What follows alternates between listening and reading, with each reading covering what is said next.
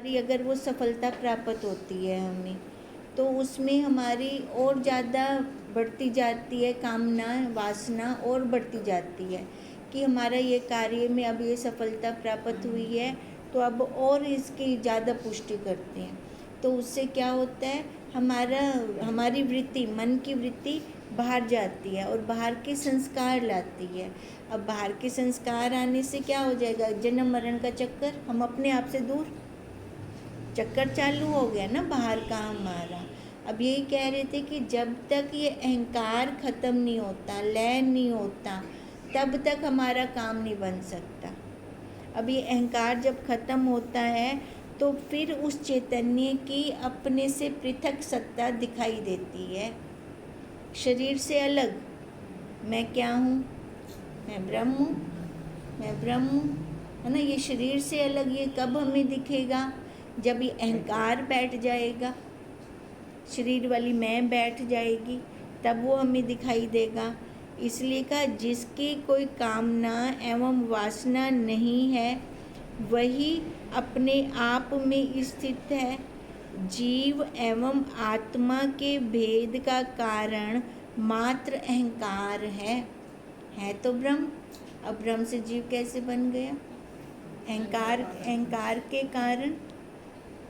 कहते हैं यही अहंकार ही ना अलग अलग करी बैठे हैं, यही भेद है इसके अंदर, जिससे जीव अपने को आत्मा से पृथक मान कर ही विषयों की कामना करता है।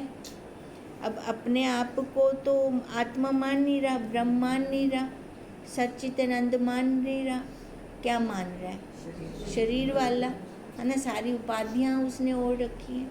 अब मैं नहीं काम करूँगा तो और कौन करेगा, पालना बच्चों की मैं नहीं करूँगा तो कौन करेगा। अब ऐसे वो मान लिए तो अपने आप से वो दूर होता गया और संसार की तरफ वो जा रहा है। अब संसार की तरफ जा रहा है तो संस्कार आ रही हैं, शरीर और पुष्ट हो रहा है उसका, जिससे जीव अपने को आत्मा से पृथक मानकर ही विषयों की कामना करता है। यही उसके बंधन का कारण बन जाता है। अगर देखो हम अपने आप को वो साक्षी, वो ब्रह्म माने, फिर तो कोई इच्छा ही नहीं रहेगी, फिर तो कोई वासना ही नहीं रहेगी, फिर तो उसमें कोई वासना है ही नहीं, हम अपने स्वरूप में रहेंगे। पर जब हम अपने आप को ब्रह्म साक्षी ना मानकर शरीर वाला मान रहे हैं, फिर तभी ये वासनाएं आ रही हैं ना, और यही वासनाएं बंधन का कारण है। इसी कारण हम ये चक्कर से मुक्त नहीं हो पा रहे। जब आत्मा को ही अपना स्वरूप मानने लग जाता है तो सभी बंधन टूट जाते हैं। जब एक बार दृढ़ता कर ली हमने, अपने आप को वो साक्षी मान लिया मैंने, है ना, फिर जब मैं मानती हूँ ना अपने आप को साक्षी, फिर जो उपाधियाँ आती हैं ना वो मेरे लिए मायने नहीं रखती। उपाधियाँ हम देखें कितनी कितनी हैं, और कितनी उपाधियों में हम डेली काम कर रहे हैं। और ये काम कैसे हो रहा है, मैं बन के हो रहा है कि अलग से हो रहा है, असंगता से हो रहा है। देखो ज्ञानी और अज्ञानी दोनों आकार के व्यवहार को करेंगे, है ना, ये तो पक्की बात है ना। ज्ञानी हाथ पे हाथ रख के तो नहीं बैठेगा, वो भी व्यवहार करेगा। पर एक भेद है, उनके व्यवहार के अंदर एक भेद है जिससे दोनों में विलक्षणता आ जाती है। हाँ, एक मैं बन के कर रहे, है ना, जो अज्ञानी है वो मैं बन के कर रहे, सारी उपाधियाँ ओढ़ के कर रहे, फिर उसी में ही वो घूमता रहता है। किसी कोई कुछ कह के चला गया तो उसको मिलता रहा, है ना, उपाधियाँ ओढ़ता रहा ना वो बार बार। और जो अज्ञानी है, जो ज्ञानी है, व्यवहार तो वो भी कर रहे, फिर वो कैसे कर रहे, अकर्ता से यह कर रहे, यह कर रहे, मैं देख रहा हूँ, यह कर रहे, मैं देख रहा हूँ, वो दुखी नहीं होता।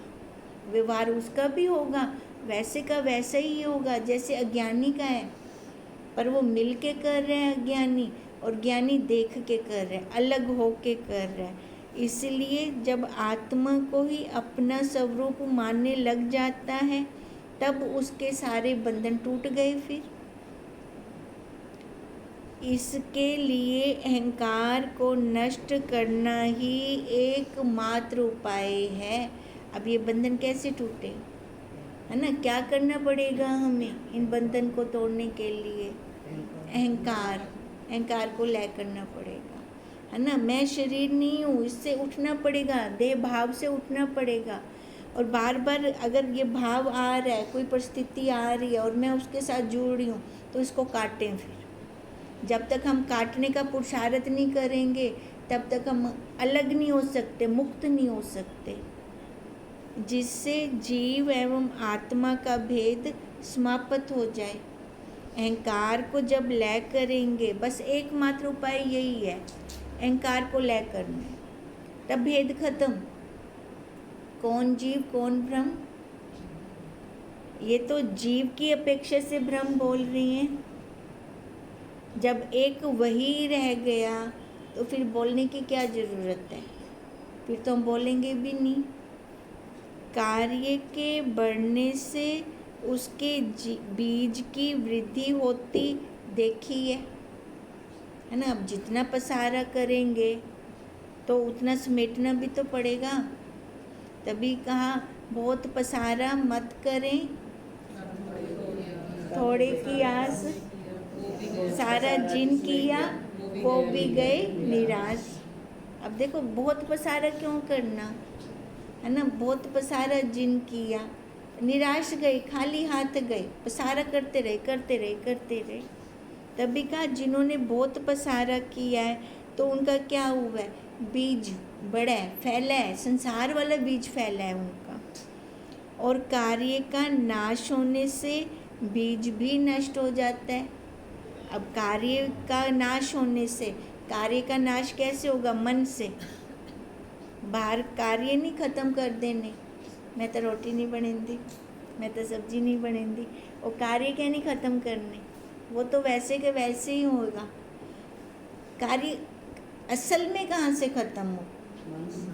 मन से, है ना? मन के अंदर जो चल रहा होता है, ये करना है, वो करना है, ये चाहिए, वो चाहिए, मन के जो संकल्प विकल्प चल रहे हैं उसको शांत करना है, उनको बिठाना है। बाकी इस शरीर का धर्म है, कर्म इंद्रियां ज्ञान इंद्रियों का धर्म है, वो अपने धर्म में रत रहेंगी। कार्य का ही नाश कर देना यही उत्तम साधन है ना? अब मन के कार्य का नाश कर देना, और यही मुक्त, तब भी हम मुक्ति प्राप्त कर सकते हैं, मुक्त स्वरूप हो सकते हैं तो हम वही मुक्त स्वरूप। पर मुक्त स्वरूप होते हुए भी बंधन में क्यों हैं? क्योंकि जीव भाव से उठ नहीं रहे, देह भाव से उठ नहीं रहे। ज्यों ज्यों मनुष्य के कार्यों का विस्तार होता जाता है, इस अहंकार को और पोषण मिलता है। या तो ना इतनी समझ हो, भी विस्तार हो रहा है, समझ हो बुद्धि के अंदर भी, ये इसकी प्रारब्ध है, वो चल रही है, प्रारब्ध के अंदर जो आ रहा है वो करना है। या तो इतनी समझ हो, कर्तापन से कर्म अलग हो के अपना असंगता से कर्म करो, या तो इतनी समझ हो, फिर कोई रोक नहीं है। अगर ये समझ नहीं है ना, देह भाव से मैं कर रहा हूँ, ये भाव आ रहा है, तो क्या हो रहा है? अहंकार को पोषण मिल रहा है, अहंकार हमारा बढ़ता जाएगा फिर, जिससे इसका और विस्तार होता है।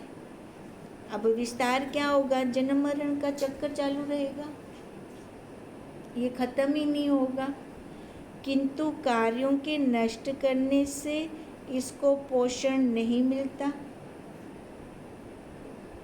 अब कार्य नष्ट करने से, अब मन से कार्य ख़त्म करने से, संकल्प विकल्प जो हमारे आ रहे हैं जा रहे हैं, इनको ख़त्म करने से फिर इसको पोषण नहीं मिलेगा इसको, जिससे यह भी नष्ट हो जाता है। इसलिए मुक्ति की इच्छा रखने वाले विज्ञान जनों को कार्य समाप्त कर देना चाहिए। मुक्ति की इच्छा, हमारी इच्छा क्या है, हम चाहते क्या हैं, सबसे पहले हमें ये देखना है। अगर हमारी इच्छा है कि अपने स्वरूप में स्थित होना है ना, अपने आप में बैठना है, फिर तो गुरुदेव जैसे बोले हमें वैसा ही करना है, अपने अपने मन की नहीं चलानी। अगर गुरुदेव के जो कह रहे हैं हम वैसा कर रहे हैं तो उसमें कोई घाटा हो जाएगा, कोई कुछ कमी आ जाएगी हमारे में, नहीं होगा ना, वैसे का वैसे ही रहेगा ना। पर एक ही फायदा ये हो जाएगा कि हमारा मन जो अपनी चलाता था अब हमने उसकी सुनना बंद कर दी। अब हम सुन रहे हैं तो किसकी सुन रहे हैं? अपने गुरुदेव की सुन रहे हैं। अब गुरुदेव तो नहीं कहेंगे बात तो संसार में भटक, वो क्या कहेंगे? तो अपने आप में आ, अपने आप में बैठ। अब जब ऐसे कार्य करने शुरू कर देंगे तो हम अपने आप में बैठना शुरू कर देंगे और बहुत निकट पहुंच जाएंगे हम अपने आप के। इससे अहंकार का आधार ही नष्ट हो जाएगा। फिर हमें वही अहंकार ही तो ख़त्म करना है। अहंकार का आधार क्या है? ये जीव भाव, अपने आप को मैं मानना, यही तो आधार है इसका। अगर जड़ से ही इसको ख़त्म कर दें कि मैं देह नहीं हूँ, फिर ये अहंकार पुष्ट कैसे होगा? फिर देखो खाली बोलने से नहीं होगा, मैं बार बार यही बोलती हूँ, खाली बोलने से नहीं होगा, सुनने से नहीं होगा। ये दृढ़ता पूर्वक, प्रयत्न पूर्वक, दिल से इसको स्वीकार करना पड़ेगा, मन से स्वीकार करना पड़ेगा कि मैं ब्रह्म हूँ, मैं साक्षी हूँ, मैं सच्चित आनंद हूँ। ये दिल से मेरे को स्वीकृति देनी पड़ेगी। जब मैं इसको ऐसी स्वीकृति दूंगी तब ये अहंकार ख़त्म होगा हमारा। नहीं तो ये अहंकार तो बढ़ता जाता है, बढ़ता जाता है। 4 लोगों ने वाहवाही कर दी, ए तबिया फूल गया। अब समझ होवे ना, वाहवाही थींदी पिए तो कहती थींदी पिए, शरीर की हो रही है। अब 4 लोगों ने अपमान, जो वाहवाही में फूलेगा वो अपमान में भी बहुत दुखी होएगा, बहुत ज़्यादा दुखी होगा। क्यों?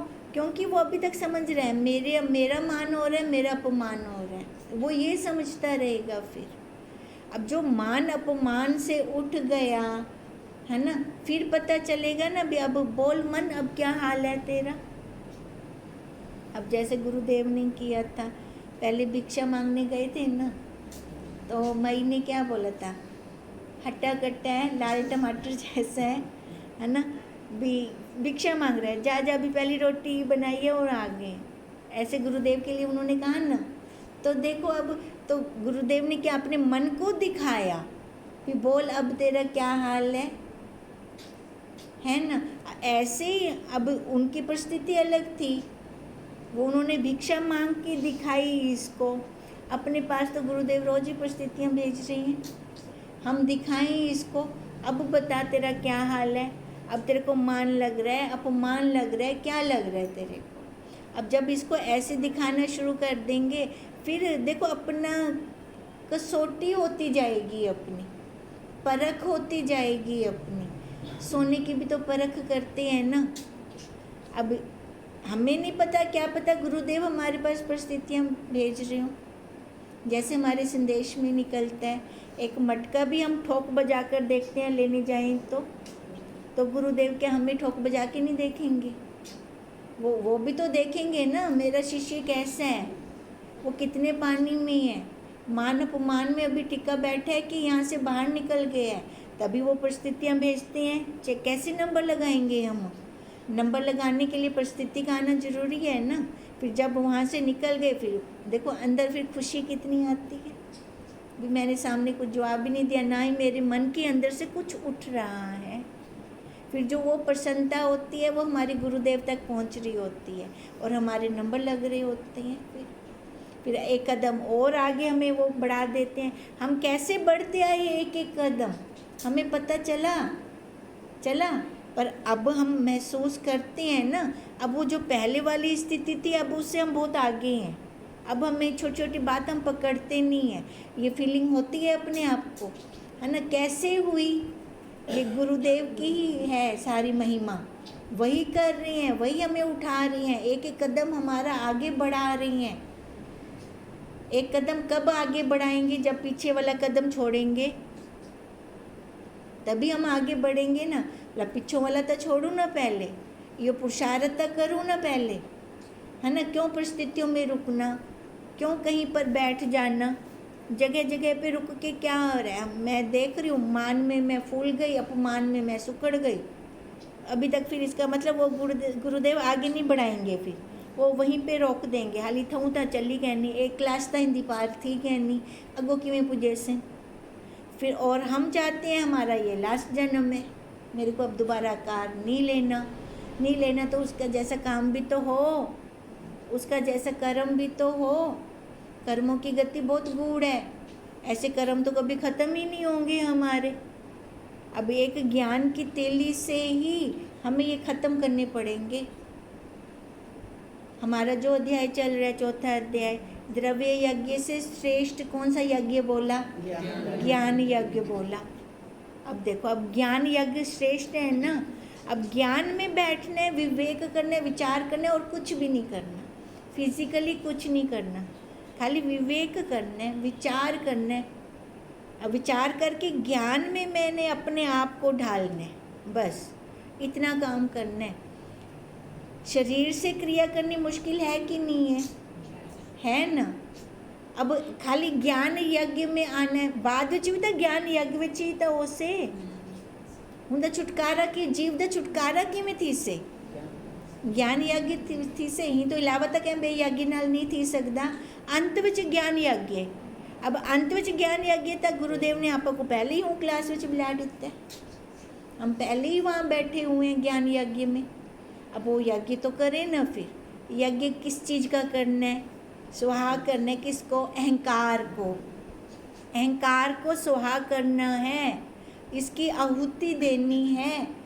ये जीव भाव के अहंकार की आहुति दे दी तो सारा कुछ खत्म। काम, क्रोध, लोभ, मोह, अहंकार सारे बीच में आ गए।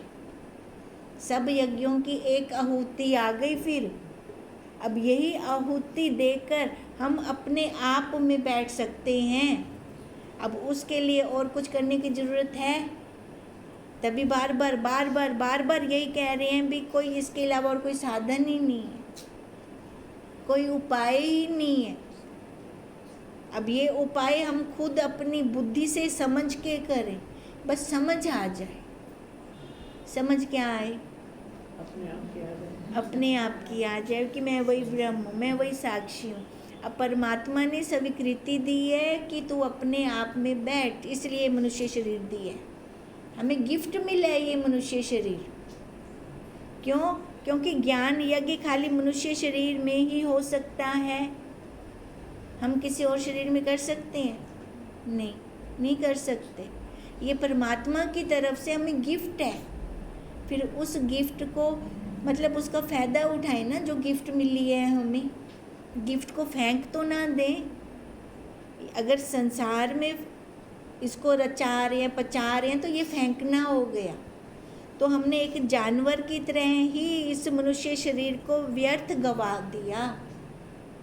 जानवर क्या करते हैं? खाना पीना, बच्चे पैदा करना, सोना, यही है ना। कल के लिए फिर से खाना ढूंढना, यही क्रिया है। और हम मनुष्य शरीर लेकर खाली इसी में ही उलझे रह जाएं तो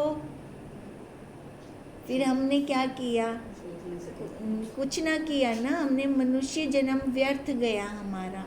इसलिए कहा कि जब तक ये अहंकार नष्ट नहीं होता तब तक हम मुक्त नहीं हो सकते। इसलिए मुक्ति की इच्छा रखने वाले विज्ञान जनों को कार्य समाप्त कर देना चाहिए। मन से कार्य को, मन के कार्य को समाप्त कर देना चाहिए। इसी से अहंकार का आधार ही नष्ट हो जाएगा, जिससे वह भी नष्ट हो जाएगा। कौन? जीव भाव, वो भी नष्ट हो जाएगा। वासना के बढ़ने से कार्य बढ़ता है। अब देखो, जितनी जितनी वासना बढ़ेगी हमारी, है ना। अब कहीं सफलता मिल रही है तो वासना और बढ़ गई, अब ये भी ले आऊँ, अब मैं ये भी ले आऊँ। अब लाने के लिए तो कार्य बाहर निकलना पड़ेगा ना, कर्म इंद्रियों, ज्ञान इंद्रियों का से काम लेना पड़ेगा। वासना के बढ़ने से कार्य बढ़ता है और कार्य के बढ़ने से वासना बढ़ती है, ओतप्रोत हैं दोनों। इस प्रकार मनुष्य का संसार बंधन बिल्कुल टूटता ही नहीं है। अब ये संसार का चक्कर कैसे खत्म होगा? थोड़ी सोची तो रखनी पड़ेगी ना हमें। कार्य का आधार मन की वासनाएं हैं। ज्यों ज्यों मनुष्य वासनाएं बढ़ती जाती हैं वह नए नए कार्य अपने हाथ में लेता जाता है। किसी भी सीमा तक बढ़ाया जा सकता है।